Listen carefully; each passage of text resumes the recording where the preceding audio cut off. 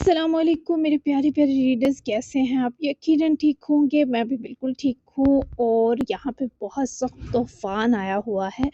बाहर बहुत ज़ोर की आंधी तूफ़ान चल रहा है और मैं यहाँ रूम में बंद होके रिकॉर्डिंग कर रही हूँ। तो पीछे से जो आवाज़ आई बिजली कड़कने की या कुछ भी ठा ठा की, तो उसे आप इग्नोर कीजिएगा। वैसे मैं ऐप से कर देती हूँ कि पीछे वाला शोर जो है वो मिट जाए, लेकिन फिर भी आपको आ जाए तो आप समझ जाइएगा कि बाहर तूफ़ान आया हुआ है। तो मैं बिना टाइम ज़ाये किए आपको लेकर चलती हूँ। मैंने कहा भई जी हफ़्ता है और एपिसोड लाज़मी देनी है और ख़त्म करना है इसको आज। और ये वाला टाइम पीरियड ख़त्म करना है, तो मैं लॉन्ग एपिसोड लेकर आ चुकी हूँ। बिना टाइम ज़ाये किए जल्दी से चलते हैं एपिसोड की तरफ। एपिसोड है जी 16, नावल आतिशम बाय असमरवा मिर्ज़ा। तो लेट्स स्टार्ट। तुम्हारा जाना ऐसा जैसे त्योहार के बाद मेला उजड़ जाता है। वो सयाल हवेली से कुछ फासले पर सड़क किनारे बनी पट्टी पर बैठी थी। दुल्हन बनकर नहीं, एक सजावार बने। वो सुर्ख जोड़ा तो वो इस घर ही उतार आई। अपने कपड़े पहने वो सुगवार सी बैठी। बासिल माहिल की मौत का यकीन उजड़ी आंखों में बसाए हुए थी। एक ख्याल अब भी कहता कि वो बासिल है, जबकि बासिल किसी का इतना दर्दनाक कत्ल क्यों करेगा। ये सोच इसे इस सब पर यकीन करने ना देती। अजर को लग रहा था वो जल्द या बदेर पागल हो जाएगी। वो आतिशम से हुई लास्ट बात अपने सुन दिमाग में लाने की कोशिश करे, अपना सर हाथों में गिराए थी कि किसी तरह कोई तो कड़ी उसके हाथ लगे जिसके सहारे वो ये कुछ माह गुजार सके। फिर जैसे उसके मफलूज दिमाग में चिंगारी से सुलगी, सहन में झमाका हुआ। आतिशम की कही कुछ बातें फिल्म की तरह अजर के दिमाग में चलने लगी। देख अजर, मैंने तुझे कई बार कहा है मैं बासिल नहीं हूँ, वो मर चुका है। मैंने उसे मार दिया है। उसकी मौत से पहले बासिल और आतिशम एक थे, पर बासिल के मरते ही अब ये जगह किसी तीसरे के पास है। मैं वो तीसरा हूँ। और मैंने इस एग्रीमेंट में तेरी शादी वाला ऑप्शन इसलिए रखा कि तू जैसी औरत ऐसे रिश्ते के लायक नहीं। जिसने अपने मोहब्बत करते शोहर को मरवा दिया, वो कल किसी दूसरे को भी मार देगी। लिहाजा मैं नहीं चाहता मेरी गुलाम मेरे दिए अहकामात के अलावा कहीं और मसरूफ हो। वो आतिशम की ये वाली बातें याद करते ठटकी। चेहरे का रंग पीला पड़ा। वेट, इसने कहा कि बासिल की मौत से पहले आतिशम और बासिल एक थे, फिर उसके मरने के बाद ये आतिशम की पोस्ट अब किसी तीसरे के पास है। वो इस मेन नुक्ते पर अलर्ट हुई, उठ खड़ी हुई। इसे ये चंद माह गुजारने की वजह मिल गई थी। अगर बासिल और आतिशम इस कार क्रैश से पहले एक थे, तो एक ने दूसरे को कैसे मारा होगा? बकवास आदमी मुझे टक्कर देगा। सब समझ गई हूँ तुम्हारी गेम। तुमने ये कुछ माह मुझे दिए ताकि मैं जरा फार्म में आ सकूं, अच्छे से इम्तिहान दे सकूं। फिर तुम अपनी बराबरी की अजर से मुकाबला करोगे। मुझे ये पता करवाना होगा कि हाशिम मासूम था या नहीं, क्योंकि अगर तुम बासिल ही हो तो बिला वजह तुमने एक तीर से ये दो शिकार नहीं किए। जरूर हाशिम इसी का मुस्तहिक था। ओ मेरे खुदा! वो चेहरे के चमक जाने पर चहक सी गई। उसने बहुत बड़ा सबूत पाया था, हालांकि इस वक्त वो हाशिम की भयानक और दर्दनाक मौत से बहुत ज्यादा सहमी थी। पर इस हाल में भी अजर का दिमाग बहुत बारीकी से काम कर रहा था। दो ऑप्शन है, या तो तुम इस मल्टीपल पर्सनालिटी डिसऑर्डर से निकल चुके हो और अब मुझे सजा दे रहे हो, या फिर ये तुम्हारी कोई है जिसने तीसरी शख्सियत है जिसने बाकी सबको निगल लिया। बासिल जो भी है, तुम्हारे जिन तो मैं ही निकालूंगी। बहुत ख्वार कर लिया तुमने मुझे। मेरे इतने सालों की नफरत पर तुम्हारे ये चंद दिन के मजालिम हावी हो चुके हैं। तुम नहीं मरे और मेरे लिए ये चंद माह गुजारने के लिए इतनी पावर काफी है। वो हर तकलीफ से निकल आई थी, और शायद उसे ये निशानी आतिशम ने दी ही तभी हो, ताकि हाशिम की दर्दनाक मौत का असर जायल हो। और आतिशम हो या बासिल, दोनों ही जानते थे अजर किस कदर शक्की और जुनूनी तबीयत की मालिक है। बाजुकात हमें मिले सुराग हमारी कोशिश का नतीजा नहीं होते। सामने वाला वो सुराग हमें मजीद बड़ा उलझाने के लिए छोड़ता है। और यहाँ भी यही हुआ था। और हान को जो लोग किडनैप करके ले गए थे, वो इसे प्राइवेट जेट के थ्रू दुबई लेकर गए थे। उसे कुछ नहीं पता था कि वो किसके चुंगल में फंस गया है। لیکن اسے جس طرح پرائیویٹ پلین کے تھرو لے جایا گیا، اس سے یہی لگ رہا تھا جس نے بھی اسے کڈنیپ کیا ہے وہ کوئی عام انسان نہیں۔ دبئی کے ایک گھر میں اسے رات تک پہنچایا گیا تھا۔ اسے تمام راستے نیم بے ہوشی میں رکھا گیا تاکہ وہ کسی قسم کی مزاحمت نہ کر سکے۔ لگ بھگ رات کے 11 بجے کا وقت تھا جب روم کا لاک اوپن ہوا، اور ہان جو جاگ کر اس روم کی جام کھڑکیاں کھولنے یا توڑنے کی کوشش میں تھا، آہٹ پر فوراً مڑا، اور مڑنے کی دیر تھی کہ ایک جانا پہچانا مسکراتا چہرہ اندر داخل ہوا۔ وہ ایک 28 سال کی اچھی شکل و صورت کی لڑکی تھی، سنم، اور ہان کی پہلی بیوی کی چھوٹی بہن، جو کافی سال پہلے دبئی چلی گئی تھی۔ اسے یہاں بہت اچھی جاب ملی تھی، لیکن اس پرائیویٹ جیٹ اور غنڈوں کے تھرو پاکستان سے ایک اچھا خاصا بندہ اٹھوانا کسی معمولی لڑکی کے بس کا کام ہرگز نہیں تھا۔ تو تم نے کڈنیپ کروایا ہے مجھے؟ اور ہان کے ماتھے پر ناگواری سے بل پڑے۔ اسے بالکل امید نہ تھی کہ وہ سنم سے یوں ملے گا۔ اسے اور مہر کو یہی لگتا تھا کہ یہ منحوس ان کی زندگی سے دفع ہو گئی ہے، کیونکہ خود مہر فاطمہ کو اپنی بہن سے شدید نفرت تھی، جس کی وجہ سنم کی حاسد نیچر تھی۔ جی ارحان، مہر نے تو مجھے زبردستی یہاں دبئی میں جاب دلوا کر اپنی اور آپ کی زندگی سے نکال پھینکا تھا، پر دیکھیں میں پھر واپس آ گئی۔ کچھ سال سیٹل ہونے میں ہوش نہ رہا، لیکن جیسے ہی ہوش آئی پہلی خبر یہی ملی کہ 2 سال پہلے مہر مر گئی۔ اف، اب سوچ نہیں سکتے مجھے کتنا قرار ملا۔ مہر نے جو میری زندگی یہاں بھیج کر تباہ کی، اب لگ رہا ہے سارا ازالہ ہو جائے گا۔ وہ آہستہ آہستہ قدم اٹھائے اورحان کی طرف بڑھی، جبکہ اورحان تنفر سے اسے دیکھتا 1 انچ بھی اپنی جگہ سے نہ ہلا۔ تمہارے پاس پرائیویٹ جیٹ کہاں سے آیا اور اتنی پاور؟ یہ سب ایک معمولی جاب میں ممکن نہیں۔ مجھے بتاؤ مہر نے تمہیں کون سی جاب دلوا کر یہاں بھیجا؟ اورحان اس کی بقیہ کسی بکواس کو سنے بنا مدعے پر آیا، جبکہ سنم کہا مارے اذیت سے ہنسی۔ مجھے لگا آپ دونوں ایک سازش میں شریک ہیں، دونوں اس سازش میں شریک ہیں۔ سنم کی بات اورحان کے بالکل پلے نہ پڑی۔ مطلب کیسی سازش؟ وہ الجھا۔ اس نے مجھے ایک کلب کے اونر شیخ کے ہاں جاب دلوائی۔ اسے پتا تھا وہ شیخ میرا کیا حال کرے گا، پھر بھی اس نے کہا بہت بڑی ملٹی انٹرنیشنل کمپنی میں مینیجر کی جاب ہے، اور مجھ سے 2.5 سال کا کانٹریکٹ بھی سائن کروایا۔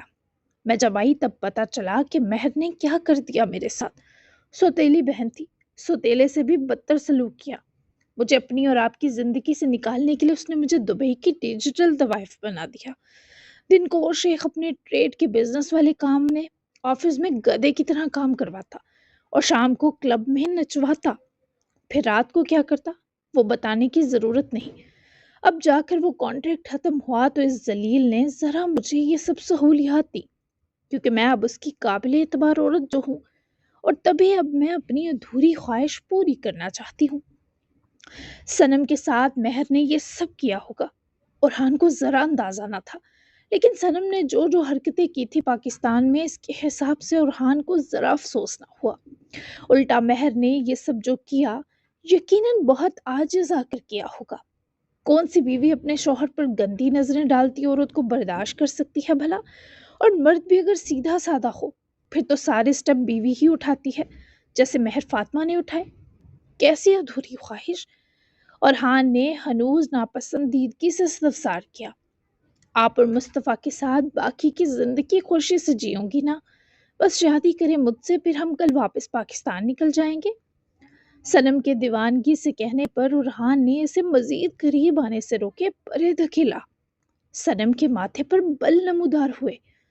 میں آلریڈی کچھ دن پہلے شادی کر چکا ہوں، اور مصطفیٰ اپنی ماں بھی چن چکا ہے۔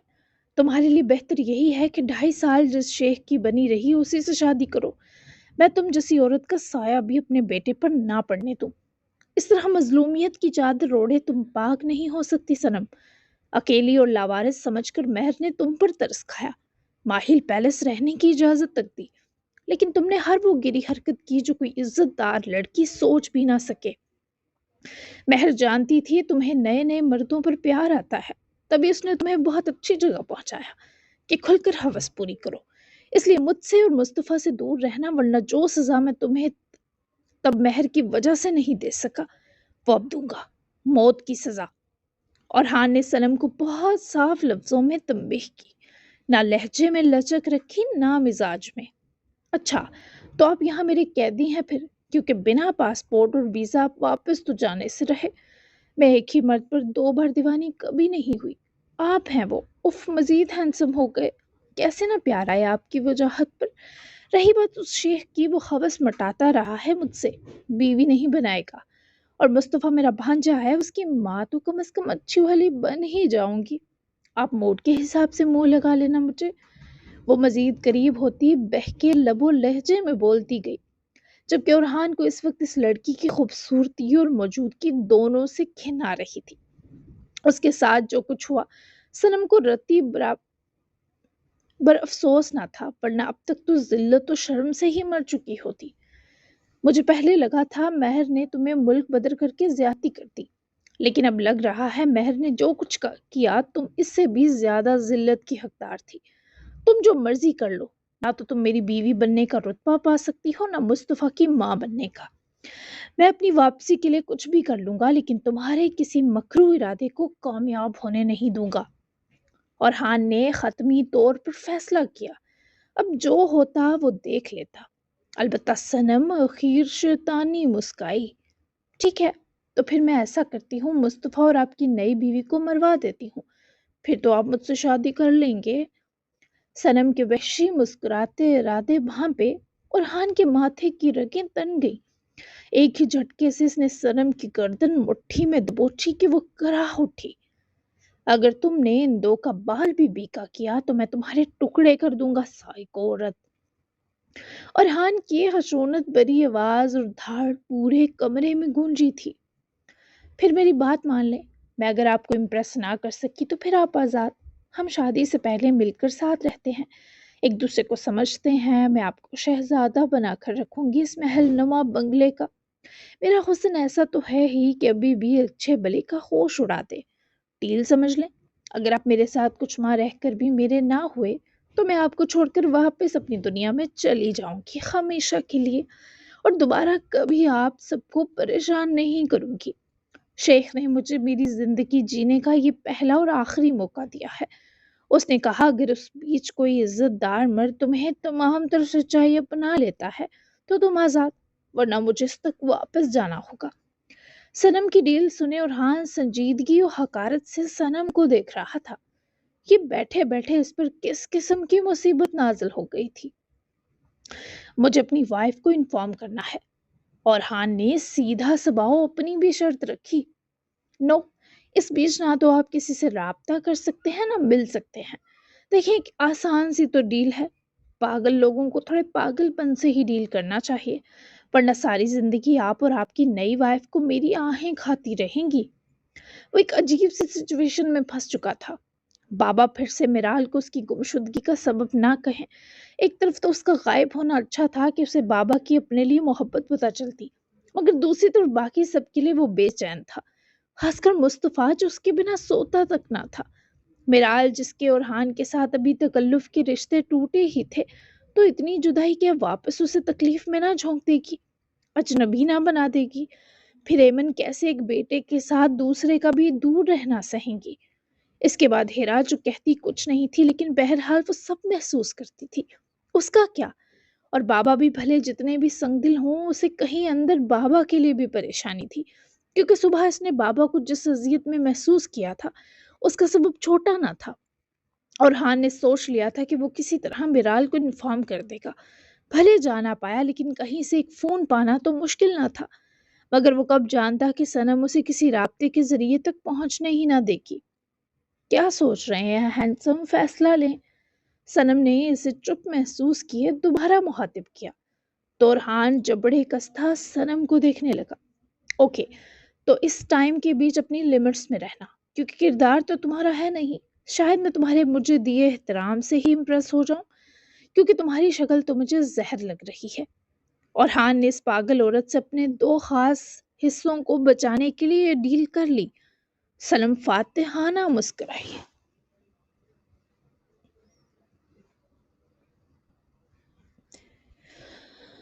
فائن، اس گھر سے بھاگنے کی کوشش بالکل نہیں کرنی۔ ہر طرف گارڈز موجود ہیں، اس گھر میں نہ کوئی فون ہے نہ موبائل، گھر میں ہر ضرورت کی چیز اور کھانا پینا اسٹاک ہے، یعنی ہم دو ہوں گے اور بہت سی باتیں ہوں گی۔ صنم نے لہراتے بے خود لہجے میں اورحان پر مزید بم پھوڑے۔ مطلب جہنم میں آ چکا ہوں۔ اگر میں یہاں سے بھاگ گیا اور اپنی وائف اور بیٹی کی بھی حفاظت کرنے میں کامیاب ہو گیا، پھر تم کون سی گھٹیا حرکت کرو گی؟ اورحان اس سائیکو کی آخری خط جاننا چاہتا تھا۔ وہ پھر سے کہکہا مارتی بے ڈنگا ہنسی۔ میرے پاس مہر کی کچھ پکچرز ہیں، ان کے ساتھ چھیڑ چھاڑ کرے وائرل کر دوں گی، اور کیا؟ وہ اپنے گندے دماغ کی مزید گندگی اگلتی مسکرائی۔ اپنی مری بیوی کی ایسی ذلت بھی وہ کبھی برداشت نہ کرتا۔ وہ تو پکچرز بنواتی ہی نہیں تھی، اسے لگتا تھا یہ گناہ کا کام ہے۔ ایون اس کی میرے ساتھ ایک دو تصویروں کے علاوہ کوئی تصویر تک نہیں۔ تم جھوٹ بول رہی ہو۔ اورحان نے سرے سے اس جھوٹی پر یقین نہ کیا۔ اوکے، اگر یہ جھوٹ ہے تو میں تمہیں پکچرز دکھا دیتی ہوں۔ پوری 3 پکچرز ہیں اس کی میرے پاس۔ ایکچولی میں نے یہ سب شادی سے پہلے اس کے ساتھ بنوائی تھی۔ تب میں اس کی بہت لاڈلی اور معصوم بہن ہوا کرتی تھی، جس کی وہ بابا کی امانت کی طرح حفاظت کرتی تھی۔ او میری پیاری بہن، تمہیں پتہ ہے اس نے اپنی شادی کا سارا زیور تک مجھے دے دیا تھا کہ دبئی پہنچتے ہی اسے بیچ کر جاب کے بجائے کہیں اور چلی جانا۔ وہ اتنی بھی بری نہ تھی۔ اسے خدا کا بہت خوف تھا کہ برا کرنے کے بعد بھی وہ اچھا کرنا نہ بھولی۔ لیکن میری قسمت، اس میں میرا کیا قصور کہ مجھے بھی وہ ہینڈسم شیخ اچھا لگ گیا؟ بربادی اتنی پیاری ہو تو کون برباد نہ ہو؟ تبھی تو مجھ میں یہ امید جاگی کہ مجھ سی خوبصورت بربادی شاید میرے ہینڈسم ایکس جیجو کو بھی پسند آ جائے۔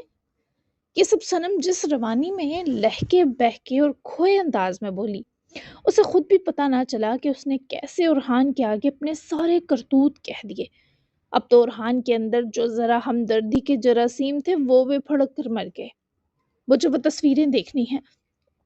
اورحان نے یوں ظاہر کیا جیسے اسے صنم کی کسی بات سے فرق نہ پڑا ہو، کیونکہ اورحان کو شک تھا اس لڑکی کا دماغی توازن بھی کچھ ہلا ہے۔ ٹھیک ہے، میں دکھاتی ہوں۔ صنم فوری مسکرا کر باہر نکلی، اور اس سے پہلے اورحان بھی اس کا سر پھاڑنے نکلتا، گارڈ اچانک سے گن لی اورحان کے سامنے آیا، جس سبب وہ محتاط ہوئے رک گیا اور واپس چاروں نچار روم میں آ کر کچھ بھاری سا تلاش کرنے لگا تاکہ صنم کے سر میں دے مارے۔ اسے ارد گرد بہت ڈھونڈنے پر بھی کچھ نہ ملا۔ تبھی اس کی نظر بیڈ کی سائڈ ٹیبل کے دراز پر پڑی۔ اورحان نے وہیں بیٹھے اپنی پوری طاقت لگاتے وہ دراز اس ٹیبل سے باہر کھینچ کر نکالا جو لکڑی کا تھا، اور اسے پکڑ کر زور سے دبایا کہ وہ 2 ٹکڑوں میں الگ ہو گیا۔ اورحان نے اس کے بڑے حصے کے علاوہ باقی حصے نیچے گرائے اور دروازے کے پاس رکے صنم کا انتظار کرنے لگا۔ اور جیسے ہی وہ اندر آئی، اورحان نے پوری قوت سے وہ لکڑی کا پھٹا صنم کے سر میں دے مارا۔ وہ دل ہراش سا کراہی اور گرنے لگی جب اورحان نے اسے بازوؤں سے پکڑ کر نیچے گرنے دیا اور اس کے ہاتھ سے وہ تینوں فوٹو فریم جھپٹے۔ اورحان نے صنم کو گھسیٹ کر دروازے سے پیچھے کیا۔ وہ تینوں فوٹوز واقعی مہر کے تھے۔ انہیں راؤنڈ کرے اورحان نے اپنی پینٹ کی جیب میں دھنسایا اور محتاط ہوئے باہر نکلا۔ سامنے ہی منڈلاتے گارڈ پر نظر پڑتے ہی اورحان الرٹ ہوا اور دبے پیر اس کے پیچھے جاتے ہی اپنی توانا بازو کسی پھندے کی طرح اس آدمی کے گلے میں لپیٹ کر ایک جھٹکا دے کر زمین بوس کیا۔ اس آدمی کے زمین پر گرتے ہی اورحان نے جھک کر اس کی گن لی اور ایک فون بھی جو اس کی جیب میں تھا نکال کر اپنے قبضے میں لیا۔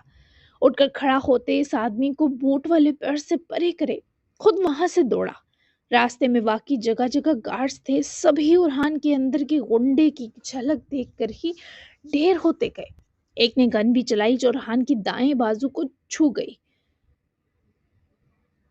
چلائی اور اس سے نکلتی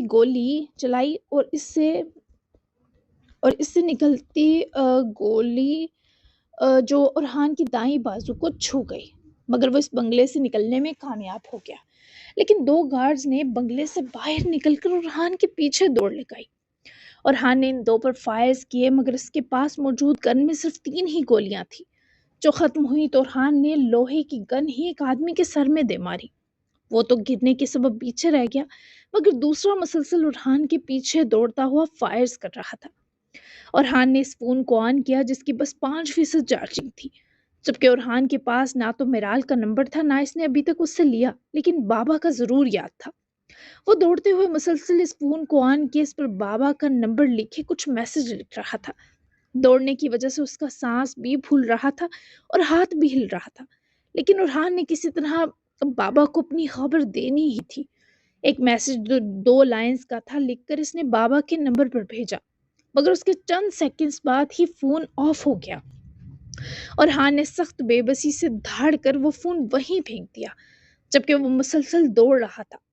وہ آدمی اندھیرے کے باوجود اندھا دھند گولی چلا رہا تھا اور پھر ایک اور گولی اڑتی ہوئی اورحان کی پچھلی طرف گردن سے نیچے جا گھسی، اور جہاں وہ آ کر گرا وہاں مین روڈ شروع ہو چکی تھی۔ وہاں ایک گاڑی آ کر رکی تھی جس سے کوئی 50 سال کا آدمی نکلا تھا اور اورحان کی طرف دوڑا تھا، جبکہ وہ گارڈ یہ دیکھتے ہی واپس پلٹ گیا کہ اورحان کا کام تمام ہو گیا، جبکہ وہ گاڑی والا اپنے ڈرائیور کے ساتھ مل کر خون میں لت پت اورحان کو اپنے ساتھ لے گیا۔ جبکہ لگ بھگ 20 منٹ تک شیخ یہ سب سنے بنگلے آیا تو آگے ناکام ہوئی صنم اپنا پھٹا سر لیے کراہتی ملی تھی۔ تیرے جیسی عورتوں کو بس پھاڑا ہی جاتا ہے بیبی ڈال، کبھی سر کبھی اب تیرا موقع تو گیا تیل لینے، الٹا تیری 3 ماہ تیمارداری کروانی پڑے گی، پر کوئی نہیں، اب تجھے آگے بیچوں گا، میرا دل بھر گیا تجھ جیسی کمینی سے، اٹھاؤ اس کچرے کو لے کر چلو۔ شیخ نے تضحیق و حقارت سے حکم دیا، جس پر وہی گارڈز جو صنم کے ساتھ تھے اب اسے جانوروں کی طرح گھسیٹتے لے جا رہے تھے۔ جبکہ اورحان کو کون لے کر گیا اس بارے کچھ علم نہ تھا، لیکن وہ شدید زخمی تھا، بروقت ٹریٹمنٹ نہ ملنے سے اس کی جان بھی جا سکتی تھی۔ ممکن ہے اسے کوئی فرشتہ مل گیا ہو، اور پھر اورحان کا بھیجا میسج جانے فون آف ہونے تک سینڈ ہوا تھا یا نہیں، خدا جانے۔ وہیں دوسری طرف زبیر خانزادہ نے اپنے بیٹے کی دردناک موت پر پولیس کے پورے محکمے کو ایک پیر پر کھڑا کروا دیا تھا۔ وہ اثر و رسوخ والا آدمی تھا، اس نے سب گھٹیا اور غلیظ کاموں میں عنقریب ہاشم کو ملانا تھا۔ اسے کسی تگڑی پوسٹ تک پہنچانے کا خواب، اپنی عیاشیاں سب بھربھری مٹی سا مسمار ہوا۔ جبکہ ہاشم کے ساتھ جو کچھ ہوا وہ اس کا الزام باسل ماہیل پر عائد کر رہا تھا، جو کوبرا کے مطابق کسی اور خفیہ گورنمنٹ کے کام سے کچھ ماہ کے لیے غائب ہو گیا ہے۔ یہاں تک کہ باسل کی اچانک گمشدگی پر جنرل ہاؤس میں بھی کھلبلی مچ چکی تھی۔ کوبرا کو اسپیشل میٹنگ میں مدعو کیا گیا، خاص کر زبیر خانزادہ کے بیٹے کے مرڈر کے بعد، مگر کوبرا نے انہیں صاف صاف یہی بتایا کہ باسل ماہیل کا اس کیس سے اب کوئی تعلق نہیں، وہ یہ کیس کوبرا کے سپرد کر کے گیا ہے، جبکہ کل جو باسل ماہیل کی لاش ڈسکلوز ہونی تھی وہ بھی اب پلان بدل چکا تھا، کیونکہ ہاشم کی موت کے بعد کہیں کوبرا کے اندر یہ امید جاگی تھی کہ ممکن ہے باسل اسی کام کو سر انجام دینے اچانک غائب ہوا ہو، کیونکہ غائب ہونے سے پہلے ہاشم کی تمام ڈیٹیل کوبرا نے ہی اسے نکال کر دی، اور یقیناً یہ باسل کا کوبرا کو بھی ایک خفیہ پیغام تھا۔ تبھی کوبرا نے ایک بار پھر خفیہ طریقے سے مردہ خانے میں موجود باسل ماہیل کی لاش کے کچھ ڈی این اے سیمپل لیے، کیونکہ اسے یہ بھی امید تھی رپورٹس بھی غلط ہیں۔ وہ اب یہ رپورٹس اپنی نگرانی میں تیار کروانے والا تھا تاکہ ایک دل کو پورا یقین دلا سکے، اور تبھی اس نے جنرل ہاؤس سے واپسی پر ماہی انجم سے رابطہ کیا۔ وہ گھر ہی آ رہے تھے، مگر کوبرا کے کچھ ارجنٹ کہنے پر وہ ماہیل پیلس کے کچھ قریب ہی روڈ سائڈ پر کوبرا سے ملے۔ میں باسل ماہیل والی اس لاش کا اگین ڈی این اے ٹیسٹ کروانے والا ہوں، اور یہ ہمارے بیچ راز رہے گا۔ رضا کو میں خود ہینڈل کروں گا کہ وہ اس لاش کو فی الحال بھول جائے اور یہی سمجھے کہ اس روز کوئی کار بلاسٹ ہوئی ہی نہیں۔ رزلٹ بھلے جو بھی آئے ماہیل سر، ہم فی الحال باسل ماہیل کے مرنے کی خبر پبلک نہیں کریں گے۔ کوبرا نے سیدھا سباؤ یہ بات چیت کی، جس میں ماہیل خفیہ طریقے سے کوبرا کے ساتھ اس سب میں شریک ہو گئے، جبکہ انہوں نے ڈی این اے کی رپورٹ جلد بنانے کا بھی کوبرا کو کہا، جس نے پورا یقین دلایا تھا کہ وہ یہ ٹیسٹ لیب میں اپنی نگرانی میں کروائے گا۔ وہ ماہیل سے ڈی این اے سیمپل لے کر چلا گیا، جبکہ ماہیل کو اب اصل مشکل یہ درپیش تھی کہ آج کی رات اورحان کی گمشدگی کے بارے ایمن اور میرال کو کیا کہیں۔ وہ ماہیل پیلس کے گیٹ سے گاڑی اندر کیے اسے لاک کرے باہر نکلے۔ موسم کی سوگواری قدرے کم تھی، کیونکہ اب ایک بیٹے کی طرف سے دل کو کچھ ڈھارس جو مل گئی۔ وہ اندر گھر میں جانے سے خوف زدہ تھے کہ اورحان کے لیے منتظر جانوں کو کیا کہہ کر بہلائیں گے۔ تبھی وقت دیکھنے کو جب ماہیل نے اپنا فون کوٹ کی اندرونی جیب سے نکالا تو اسکرین آن کرتے ہی انہیں ان نون انٹرنیشنل نمبر سے ایک میسج کا نوٹیفیکیشن ملا۔ کچھ کالز نوٹیفیکیشن بھی تھے۔ ان کا فون سائلنٹ پر تھا جس کی وجہ سے انہیں اس میسج کے آنے کا پتہ نہ چلا۔ ماہل نے فوراً سے پہلے وہ میسج اوپن کیا۔ میں اورحان ہوں بابا، ایک مصیبت میں پھنس گیا ہوں، یہاں سے نکلتے ہی آپ سے رابطہ کروں گا، سب کو بتا دیجیے گا میں ٹھیک ہوں۔ یہ میسج رومن انگلش میں تھا اور سپیلنگ بھی بے ترتیب، جیسے کسی کے پیچھے کچھ لگا ہو۔ ماہیل نے گہرا سانس لیتے اپنا سینہ مسلا۔ او میرے خدا، شکر ہے یہ ٹھیک ہے، پر یہ نمبر تو یہاں کا نہیں لگ رہا۔ ماہیل کی مشکل سانس تو آسان ہو گئی، پر اب ان کی پریشانی یہ تھی کہ نہ صرف نمبر باہر کا تھا، دوسرا اورحان نے کسی مصیبت میں پھنسنے کا بھی کہا۔ ماہیل بالکل ویسی ہی بے بسی کی کیفیت کا شکار تھے جیسی صبح اورحان کو وہ کر چکے تھے۔ اللہ نے بہت جلد ماہیل کو یہ بتا دیا کہ اولاد کو بے بس کرنے کی تکلیف کیسی ہے۔ وہ گھر کی طرف بڑھے تو آگے سبھی ایمن کے روم میں تھے۔ ماہل بھی پریشانی سے وہیں گئے تو ڈاکٹر آیا تھا اور ایمن کے بڑے بی پی پر ان کا معائنہ کر رہا تھا۔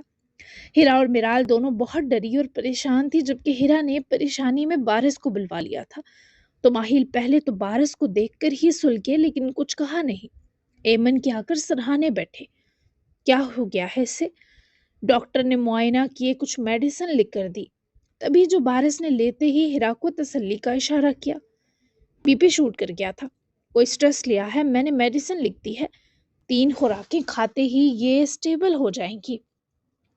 ماہل صاحب ان کا خیال رکھیں، مجھے اجازت دیجیے۔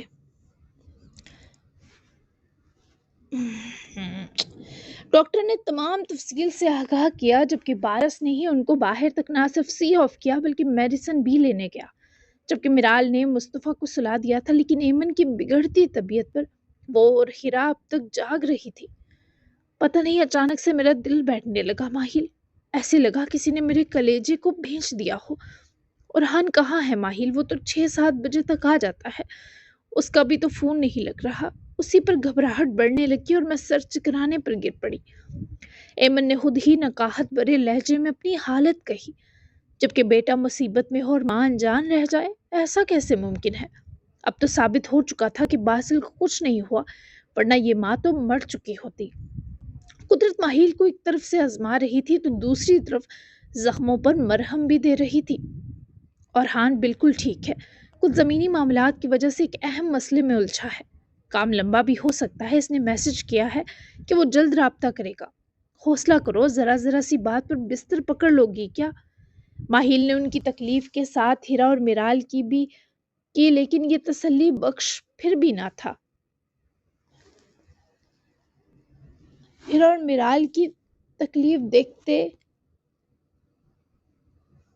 تسلی دی، میرال کی تکلیف دیکھتے تسلی دی دے، لیکن یہ تسلی بخش پھر بھی نہ تھا۔ آپ سچ کہہ رہے ہیں؟ ایمن نے بے یقینی سے پوچھا تو ماہل نے مسکرا کر سر ہلایا۔ ہاں اور کیا، اب تمہارے بیٹے بڑے ہو گئے ہیں، اور پرندے بڑے ہو جائیں تو انہیں گھونسلوں سے نکلنا پڑتا ہے۔ ایمن پلیز ایسے دل تھوڑا مت کیا کرو۔ وہ ان کو خود سے لگائے سمجھا رہے تھے، پر وہ اپنے دل کی ٹیسوں کا کیا کرتی؟ ماں کے احساسات کبھی غلط نہیں ہو سکتے۔ اور تم لوگ مجھے کال کرتے اس بارش کو کیوں کہا؟ انجیکشن کی وجہ سے ایمن کچھ غنودگی میں تھی، تبھی ماہل نے اب میرال اور ہیرا کی کلاس لی۔ بارش کو لے کر ماہل ایسا کہیں گے، ہیرا نے تو کبھی خواب میں بھی نہ سوچا تھا۔ میرال بھی ان کی حفقی سمجھ نہ سکی۔ آپ کا فون سائلنٹ تھا شاید بابا، میں نے کالز کی تبھی بارش کو بلایا۔ ماما کو تکلیف میں دیکھتے رہتے کیا؟ آپ تو پتہ نہیں کہاں غائب رہے پورا دن، پیچھے والوں کی فکر دور، یاد بھی نہیں رہی۔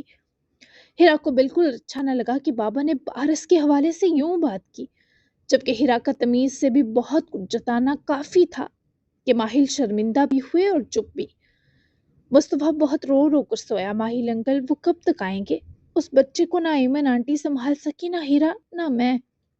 ہیرا تو چپ ہو کر ماما کو دیکھ رہی تھی، تبھی میرال نے ہی ماہل سے اداسی اور پریشانی سے پوچھا، تم بیوی ہونا اورحان کی، اب اسے سنبھالنا تمہاری ذمہ داری ہے، اور ہو سکتا ہے اللہ نے تمہیں یہ موقع دیا ہو مصطفیٰ کی کیئر کر کے اور ہان کے دل میں جگہ پانے کا؟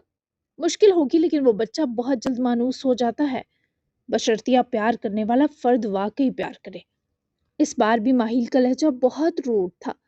میرال کو ارحان نے مصطفیٰ کے لیے کسی قسم کا باؤنڈ نہ کیا، اور یہ شخص کس قسم کی ٹون میں یہ کہہ رہا تھا کہ مصطفیٰ اور کسی کی نہیں، بس میرال کی ذمہ داری ہے۔ اور تو اور میرال کی مصطفیٰ سے محبت پر بھی ایسا لگا شک میں ہے۔ یہ میرال کے لیے بہت ہرٹنگ سہی، پر وہ سہ گئی۔ اسے مصطفیٰ سے اپنی سچی محبت کا ثبوت دینے کی قطعاً ضرورت نہ تھی۔ رہی بات ارحان کے دل میں جگہ پانے کے موقع کی، صبح ارحان کی ان بدلی نظروں نے میرال کو پورا دن یہ یقین دلا دیا تھا کہ وہ شخص کو بھا گئی ہے اور اب اسے کسی موقع کی ضرورت نہ تھی۔ خیرہ، تو ماما کے پاس رہنا جب تک بارش آتا ہے، میں مصطفیٰ کو دیکھتی ہوں وہ جاگ نہ جائے۔ بنا ماہیل کو جواب دیے وہ افسردہ سی ہیرا کو کہے کمرے میں چلی گئی۔ جب کہ ہیرا کا دل نہ چاہا مزید رکے، تبھی وہ بھی جانے لگی۔ تبھی ماہیل کی پکار پر جبڑے کس لیتی رکی۔ بارش سے دور رہنا سیکھو، اب تم دو بچے نہیں رہے، ہر چیز ماں باپ کی سمجھانے والی نہیں ہوتی ہیرا، بے فکر ہو کر سو جاؤ، تمہاری ماں کے پاس میں ہوں۔ بابا کی بات تحمل سے سنتی ہیرا کی آنکھیں بھیگ گئی تھی۔ کیا اس کا خواب سچ ہو گیا ہے؟ وہ پلٹی تاکہ بابا سے سنگ دلی کی وجہ پوچھ سکے، پر اس نے ضروری نہ سمجھا اور باہر چلی آئی۔ بابا کے ہر کسی سے ایسا رویہ بابا تو وہ ہمیشہ سہ سکتی تھی، لیکن بارش سے ان کی چڑ ہیرا کی آنکھوں میں آنسو لے آئی۔ وہ دم سا گھٹنے پر گھر سے نکل آئی، باغیچے کی سمت کھڑی بے ربط آنسو رگڑے۔ جانے اسے اتنی تکلیف کیوں ہو رہی تھی، پر ایسا لگا پوری دنیا ہیرا ماہیل کے سنگ اداس ہے۔ 20 منٹ تک بارش مطلوبہ میڈیسن لے آیا۔ وہ اندر ہی دینے جا رہا تھا جب ہیرا کو پلٹ کر لان میں کرسی کے پاس سہارا لے کر کھڑا دیکھے وہیں چلا آیا۔ میں میڈیسن لے آیا ہوں ہیرا، آنی صبح تک فٹ ہو جائیں گی۔ بارش نے کب میں رکتے تسلی آمیز لہجے میں سے کہہ کر پکارا تو وہ پلٹی اور روتی ہوئی بارش کے سینے لگ گئی، اس قدر زور سے کہ وہ خود بازو کھلے بکھلا کر رہ گیا کہ ہیرا کو کیا ہوا۔ میرا خواب سچا ہو رہا ہے بارش، وہ ہچکیاں برے رو رہی تھی اور بارش کو سمجھ نہ آیا کیا کرے۔ اس لڑکی کی یہ حالت پہلی بار ایسی ہوئی تھی، اور بارش سانس لینا بھول گیا۔ میڈیسن وہیں چیئر کی طرف رکھے اس نے ہیرا کو کچھ دیر یوں ہی سینے سے لپٹ کر رونے دیا۔ جب وہ رو رو کر تھک گئی تو اسے دونوں بازوؤں سے پکڑ کر سامنے لایا۔ اس کا پورا چہرہ دہک رہا تھا، آنکھیں سرخ انگارہ تھیں۔ فضول کیوں سوچ رہی ہو تم؟ خواب کا حقیقت سے کوئی تعلق نہیں ہوتا ہیرا۔ اس دن جو کچھ اجر آپی نے کیا تھا، میں بھی ماہیل انکل اس وجہ سے ہم سب سے روٹھے ہیں، اور دیکھو نا تکلیف تو ان کو بھی ہوگی۔ تمہارا فضول سا خواب سچ نہیں ہوگا ہیرا، جب میں ہی ایسا ہونے نہیں دوں گا تو بتاؤ کیسے کچھ برا ہوگا۔ وہ اس کے پیار سے سارے آنسو پونچھے سمجھا رہا تھا، پر اس وقت وہ کچھ سمجھ نہ پا رہی تھی، بس ہاتھوں سے ریت کی طرح پھسلتی زندگی محسوس ہو رہی تھی۔ تو تم قسم کھاؤ تم ربلا سے کبھی شادی نہیں کرو گے، وہ روتی ہوئی ہی منمنائی۔ بارش کو لگا جب تک وہ قسم نہیں کھائے گا ہیرا کی سانسیں آسان نہیں ہوں گی۔ قسم کھاتا ہوں اب خوش، وہ بنا سوچے بولا، اس کی آواز بھی بھاری ہو رہی تھی۔ بارش میرا دل بہت چھوٹا ہے، وہ اب بھی شدید پریشان تھی جیسے پھر سے رو دے گی۔ وہ جواباً اس کے چہرے کو محبت سے تکتا مسکرایا، اس کے دونوں ہاتھ تھامے۔ ہاں نا، چوہی جتنا، لیکن میرے معاملے میں۔ وہ اس کی نظروں کی بدلنے پر فوری نظریں جھکا گئی۔ کیا ہو رہا ہے یہاں؟ ماہیل کے کب سے غرانے پر وہ دونوں ایک دوسرے سے ہاتھ آزاد کرتے دور ہوئے۔ ماہیل ببری موج بنے ان کی طرف بڑھے۔ تم دو کو دوبارہ میں نے اتنے قریب دیکھا تو دونوں کو مار مار کر خلیہ بگاڑ دوں گا، اور تم دوبارہ یہاں نظر آئے تو ٹانگے سیک دوں گا۔ نکل یہاں سے منحوس، اور تم اندر چلو، تمہیں چھوٹ دینے پر سخت ندامت ہے۔ بے غیرتی کی حد ہوتی ہے۔ بارش پر وہ اس قدر چیخے کہ آوازیں سن کر رحمان اور رجر بھی باغیچے کی سمت آئے۔ ماہا شاید سو چکی تھی، جبکہ ہیرا بے یقینی سے بابا کو دیکھ رہی تھی۔ الٹا بارش بھی صدمے میں تھا۔ کیا ہو رہا ہے؟ میرے بیٹے پر کیوں چیخ رہا ہے؟ رحمان بھی دوڑے آگے آئے، جبکہ اجر نے بھی باری باری ہیرا اور بارش کو دیکھا۔ جو اس وقت سب سے زیادہ صدمے اور تکلیف میں تھے۔ اپنے بیٹے کو سنبھال کر رکھ رحمان، ورنہ میرے ہاتھوں ضائع ہو جائے گا۔ نہ تو آج کے بعد تم لوگوں کا کوئی فرد ہماری طرف آئے گا، نہ ہم آئیں گے۔ بھاڑ میں جاؤ تم سب لوگ۔ ماہل نے وہ میڈیسن اٹھا کر بارش کے سینے کی طرف پھینکی، جبکہ روتی ہیرا کو گھسیٹتے ہوئے وہ گھر کی طرف چلے گئے، جبکہ بابا اور اجر کی خود پر گڑی نظروں پر بارش بیس سے پہلے جاتا رحمان نے اس کی بازو دبوچ کر روکی۔ آپ کی وجہ سے اگر ہیرا مجھ سے دور ہوئی، میں ساری زندگی معاف نہیں کروں گا آپ ہی آپ کو۔ بارش نے دل برداشتہ سے ہوتے اجر کو وارن کیا، اور جواباً اس نے بارش کے منہ پر اس بدتمیزی پر کھینچ کر تھپڑ مارا۔ وہ پہلے ہی سخت تپی تھی۔ ہیرا کی سگے بہن سے بدتمیزی کرو گے؟ بھول گئے ہو تم سے کتنی بڑی ہوں؟ اور یہ سب میری وجہ سے نہیں، ان لوگوں کی یہی اوقات تھی۔ بابا چاچو سے بات کریں اور بارش اور رملہ کی منگنی طے کریں۔ چاچو سے مزید ناراضگی بھی ختم ہو جائے گی، اور اس کے دماغ سے بھی ہیرا کا خناس نکلے گا۔ اجر نے کوئی رحم نہ کھایا، جبکہ رحمان خود اس وقت شدید ذہنی اذیت میں تھے، اوپر سے ان بہن بھائی کی منہ ماری۔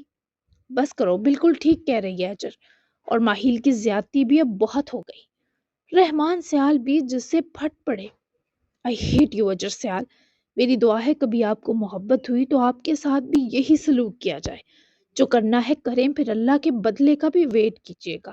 اور آپ بابا بس اسی اولاد کے گن گاتے رہے، اور یہی اولاد آپ کی بچپن کی دوستی کھا گئی۔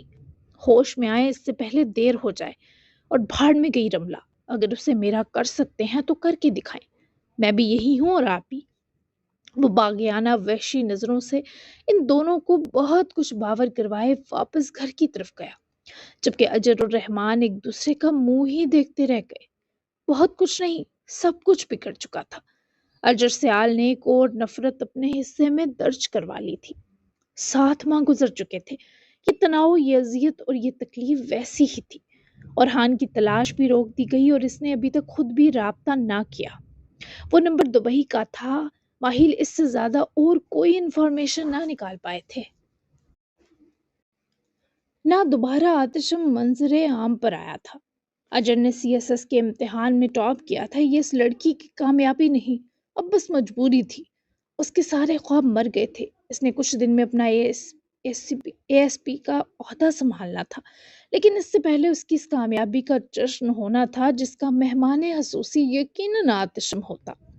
ماہل اور سیال خاندان کے لوگ ایک دوسرے سے لاتعلق ہو گئے تھے۔ باسل ماہل کی موت کی خبر سامنے آنی تھی، پر وہ رازداری سے نگل لی گئی، کیونکہ کوبرا کے پاس جو اب رپورٹ تھی اس کے رازدان ماہل بھی تھے۔ کوبرا نے باسل کا دیا کیس بھرپور اچھے سے نبھایا، اور ٹھیک 6 ماہ کی آخری رات زبیر کے سارے سیاہ دندوں کی ایک فائل باہر آئی، اور سزا سے پہلے ہی اسے کسی نے اس کے گھر میں گھس کر مار دیا۔ کیس ہیپی اینڈنگ کے ساتھ ختم ہوا۔ ٹیچرز کا لاڈلا طالب علم جہنم واصل ہو گیا۔ اور یہ سب کیسے ہوا؟ سب جنرلز کی پچھلے 1 ماہ سے نیند اڑی تھی کہ نہ منظر عام پر باسل تھا، نہ آتشم، پھر یہ تیسرا کھلاڑی کون تھا؟ جبکہ رحمان نے بہت صبر کیا کہ ماہل کی چپ ٹوٹے اور معاملات بہتر ہوں، پر جب ایک ضد پر پہاڑ سا ڈٹا ہو تو دوسرا کب تک صبر کرے؟ اجر کی کامیابی پر اس کے چچا نے ماہل خاندان سے رحمان کے تناؤ پر واپس رابطہ بحال کیا، اور ڈکے چھپے لفظوں میں یہ بھی بتایا کہ وہ رملہ اور بارش کی منگنی بھی کر کے دونوں بھائی اپنا رشتہ مضبوط کریں گے۔ جبکہ تبریز سیال نے موقع دیکھ کر رحمان کو بھی اکسایا کہ دیکھا، یہ تھا وہ دوست جس نے اپنے اصل رنگ دکھائے، وغیرہ۔ اور کچھ وقت کے لیے یوں تھا کہ رحمان بھی ماہل سے بدظن ہو گئے۔ ہیرا تو بالکل چپ سی ہو گئی تھی، جبکہ مصطفیٰ پہلے 3-4 ماہ بہت ڈسٹرب رہا، لیکن وقت کے ساتھ وہ میرال کی محبت، اس کے لمس اور اس کے پیار کا عادی ہوا، تو وہ دو ایک دوسرے کا مرہم بننے لگے۔ میرال زیادہ وقت مصطفیٰ کے ساتھ ہی گزارتی۔ اس نے اپنے پیپرز بھی دے دیے، لیکن گھر میں ہوتی تو مصطفیٰ کو نہ ایمن کے پاس چھوڑتی، نہ ہیرا پر۔ وہ بھی میال میال کرتا رہتا، بابا کہاں چلے گئے، اس بچے کو نڈھال کرتا رہا۔ لیکن میرال کی ممتا بری محبت، اس کے لاڈ، اس کا پیار مصطفیٰ کے لیے ڈھارس بنتے رہے۔ ٹنٹنا جی جناب، تو آج کی ایپیسوڈ ہو چکی ہے، تو اب منڈے سے سٹارٹ ہوگی اصل کہانی۔ کل گیپ ہوگا، سنڈے کو ایپیسوڈ نہیں آئے گی۔ آج میں نے آپ کو کافی لانگ ایپیسوڈ دے دی ہے، نانا کرتے بھی، تو کیسی لگی آپ کو آج کے ایپیسوڈ ضرور بتائیے گا، اچھا اور بہترین لمبا سا تبصرہ ضرور کیجیے گا۔ تو بہت دھماکے دار ہونے والی ہے اب ناول کی سٹوری۔ تو مین جو سٹوری تھی وہ اب سٹارٹ ہوگی، پہلے تو بس وہ تھا مین تھا، جیسے ہوتا ہے نا ماضی تھا، ٹھیک ہے، تو ماضی اب ختم ہو گیا، اب ایکچوئل سٹوری شروع ہوگی جو دھماکے دار ہوگی۔ تو ملتے ہیں پھر آتشم کی واپس 7 ماہ بعد انٹری کیسے ہونے والی ہے، یہ بہت ہی دھماکے دار اور امیزنگ ہونے والا ہے۔ تو ملتے ہیں نیکسٹ ایپیسوڈ میں، تب تک کے لیے اللہ حافظ، دعاؤں میں یاد رکھیے گا اور اپنا پیارا سا تبصرہ دینا بالکل مت بھولیے گا۔ Bye bye.